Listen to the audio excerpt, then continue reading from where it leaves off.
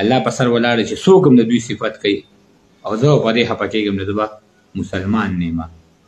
نو مهرباني وکړئ تاسو زما مرسته وکړئ، د نورو ملګرو مرسته وکړئ، خو نه د خپلو تړمو اوښکو مشغولات ته مې زړه کېږي، څه بل شان کیفیت کې یم، جړا ته مې زړه کېږي او عجز یم که هر څومره څوک بد را سره وکړي.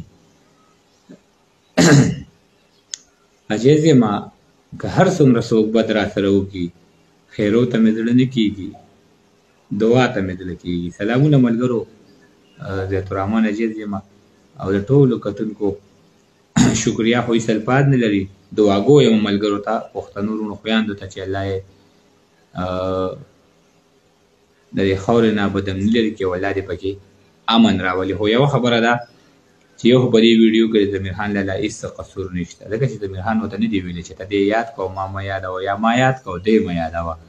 یوه دویمه خبره دا چې ابوبکر ډېر خوب انسان دی، موږ سره شپه ډېره په خسته خبرو تېره کړه، عبدالله ورو د سجاد ورو په حجره کې. نو مهرباني وکړئ تاسو که د چا سپورټ کوئ، زه خو د هغې اول دویمه چې لکه شکریا نه دواګانې ته کوم چې تاسو زما سره دومره مینه کوئ.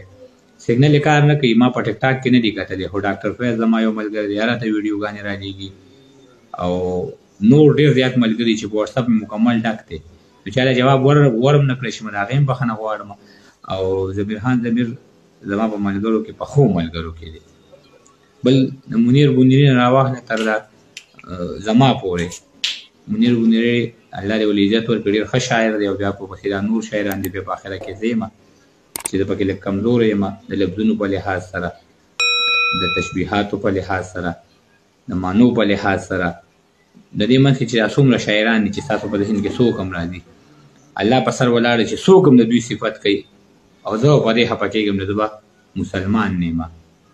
نو مهرباني وکړئ تاسو زما مرسته وکړئ، د نورو ملګرو مرسته وکړئ، خو نه چې دې خفه کې د بل سړي تذلیل کوئ او د بل سړي پکې بېعزتي کېږي، د هغې نه ځان وساتئ.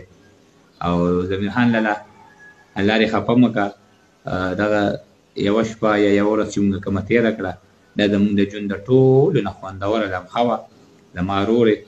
او زه به څه ویم په دې کې، نو زه خو په هغه ویډیو کې ما داسې نه خبرې کړي، نه میس مې نه دي کړی، خو د ټیک ټاک مخې ته راغلی ده. نو ابوبکر هم زموږ ورور دی، راځئ چې ټول یو بل ته بښنه وکړو، یو بل معاف کړو او دا کار به زه د ځان نه شروع کړم.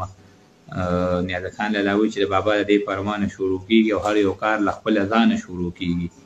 نو راځئ چې د ځان نه بیا زه شروع کړم چې ابوبکر خو ما سره څه کړی نه دي چې ګینې ما سره زیاتې کړې یا دا دي یا هغه دي. خو به هر حال ابوبکر زموږ ورور دی، ضمیر خان ضمیر لالا زموږ پخو ملګرو کې دی او د خوښې خبره ده. اوس یو سړی وایي ابو زما فرمان کسکر خوښ دی، نو زه خو په دې ځکه نه خفه کېږم چې دغه هغه خوښه ده. بس یاره یو سړی وایي زما په خپله باندې اوس دا ملګري ټول ممتاز لالا نه راواخله، د ساحل صاحب، اباسین صاحب، ابرار غر، شاهد علي شاهد صاحب، ډېر زیات نومونه چې دی مطلب زما نه پکې نومونه پاتې کېږي. بیا دې خوا منیر بونیري کو لکه جاوید شاه درمان و لکه نیازر خان نیازر، زه هره شپه دوه درې درې شعر زما مخې ته راځي او ډېر زیات په ښکلي ماحول کې اورم او ډېر زیات خوندونه ته علم. نو په دې باندې خفګان نه دی پکار چې د چا څوک خوښي نو هغوی مه مجبوروئ. ښه ډېره مهرباني ورور، ما نه خبرې ګډې وډې کېږي، زه خو نه شم کولی دا خبرې.